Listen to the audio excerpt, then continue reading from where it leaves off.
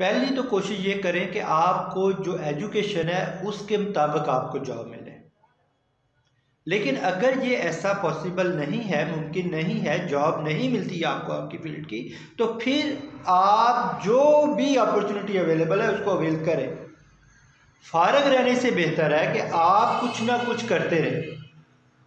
इसकी मिसाल बिल्कुल इसी तरह है कि अगर मैंने वॉशरूम में जाना है और मैं घर से बाहर से आया हूँ, तो मैं डायरेक्ट वॉशरूम में कैसे पहुँचूँगा?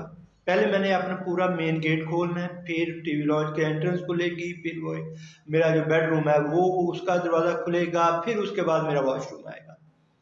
तो क्या ये पॉसिबल है कि मैं मेन रोड पे खड़ा हूँ और मैं कहूँ जी मैं डायरेक्ट उधर से सीधा ही वॉशरूम में चला जाऊँ? बाज़ औक़ात ऐसा नहीं होता। पब्लिक वॉशरूम तो आपको ऐसे मिल जाएंगे कि रोड पे ही एक पब्लिक वॉशरूम है और आप डायरेक्ट उसमें घुस गए। मोस्टली जब आपने एक गोल अचीव करना है तो बहुत सारे और रास्तों से आपको गुजरना पड़ेगा और वो आपकी ट्रेनिंग का हिस्सा है।